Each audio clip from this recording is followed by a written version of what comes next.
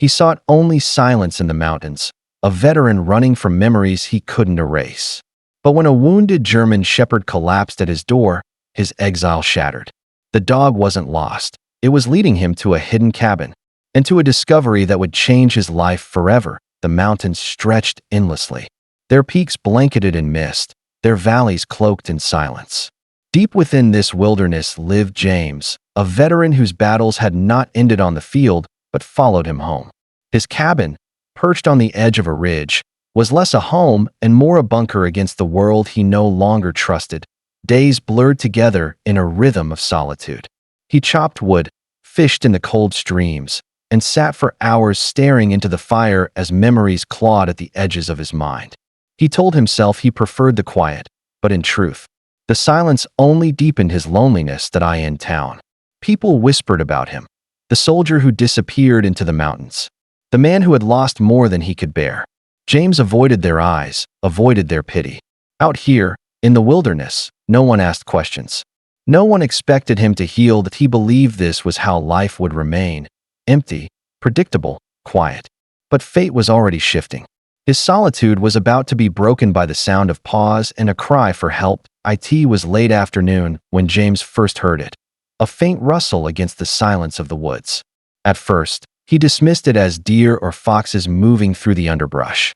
But then came the sound again, heavier, uneven, followed by a low whimper that cut through the still air. Gripping the rifle slung at his side, James stepped onto the porch, scanning the tree line. That's when he saw it.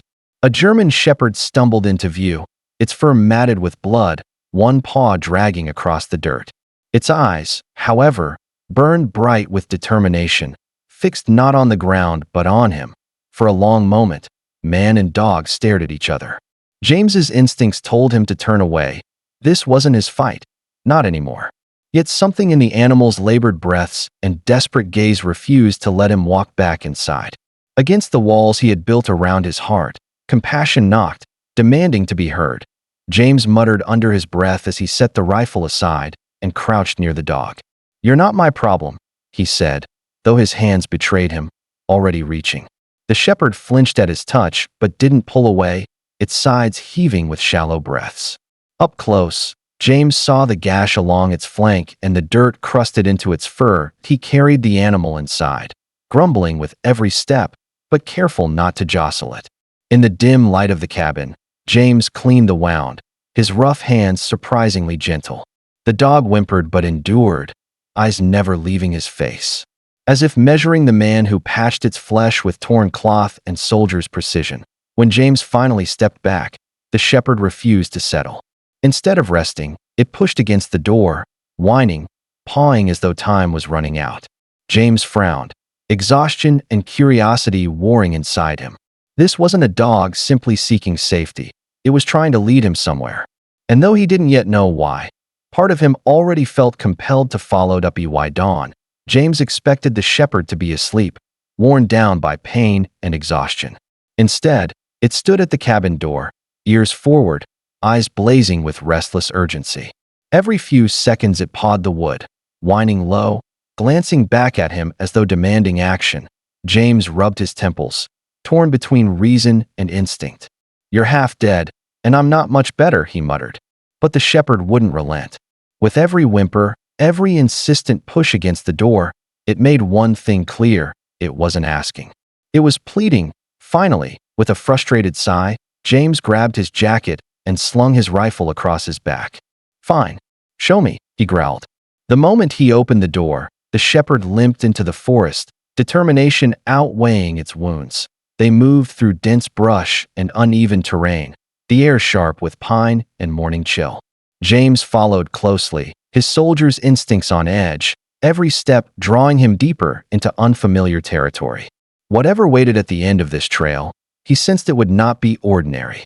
The shepherd's urgency was too fierce, too deliberate. Hours passed as James followed the shepherd deeper into the wilderness. The forest grew thicker, branches clawing at his jacket, roots threatening to trip every step.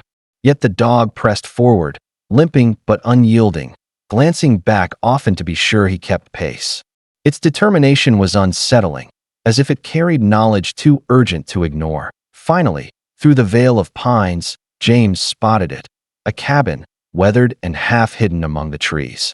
Its walls leaned with age, the roof sagged beneath moss, yet faint smoke curled from the chimney. Someone was here. James slowed, instincts sharpening. Remote cabins didn't appear by accident, and nothing about this place felt welcoming. The shepherd halted a few feet from the door, panting heavily, tail stiff. It gave a low whine and pawed at the ground, urging him onward. James's pulse quickened. He gripped the strap of his rifle, every sense alert. Memories of combat whispering warnings, approaching the porch. He noticed details, a cracked lantern swaying in the wind, muddy footprints leading inside, the eerie stillness beyond the door. He exhaled slowly, hand tightening on the knob. Whatever lay within, the shepherd had brought him here for a reason. The door creaked open, its hinges groaning in protest.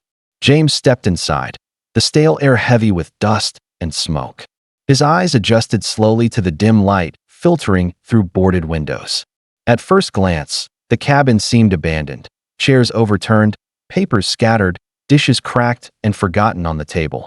Then came the sound. A faint cough, followed by a weak cry. James froze. In the corner, beneath a threadbare blanket, a small figure stirred. A child, no older than 7, looked up at him with hollow eyes, cheeks sunken from hunger.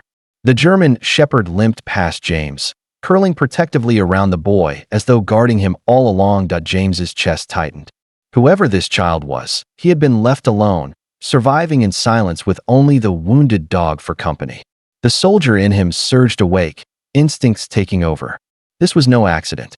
The shepherd hadn't just needed help. It had led him here, to save someone far more vulnerable. For a moment, James simply stood there, his breath caught in his chest. The boy's eyes, wide and fearful, reminded him of faces he had seen before, innocents caught in battles they never asked for. Memories he had buried threatened to surface, but this time, something shifted. He wasn't powerless. He could act. Kneeling gently, James spoke in a low, steady tone. "You're safe now." The child hesitated, but the shepherd nudged him forward, as though insisting he trust. James offered water from his canteen, then rummaged through his pack for food. Breaking bread into small pieces the boy devoured hungrily. He worked quickly, soldiers training guiding every move, checking for injuries, wrapping thin shoulders in his own jacket, reassuring with quiet words. The shepherd lay close, its tired body pressed protectively against the child, but its eyes softened now, relief shining where urgency once burned. In that cabin, James realized the truth. The war inside him had left him empty, but here was a mission he couldn't ignore. Protecting this child, and the dog that had refused to give up, might just be the way to save himself. To be why the time dawn broke again. The cabin no longer felt like a place of despair. A fire crackled warmly in the hearth. The boy slept soundly beneath blankets, and the shepherd rested at James's feet, its breathing steady at last. For the first time in years, the veteran felt something other than emptiness. Purpose. He looked at the child, then at the dog, and a quiet smile tugged at his lips. Fate hadn't led them together by accident. In saving them, he had begun to save himself. The mountains outside still loomed, but they no longer felt isolating. With loyal paws at his side and a fragile life depending on him, James had finally found a reason to keep going.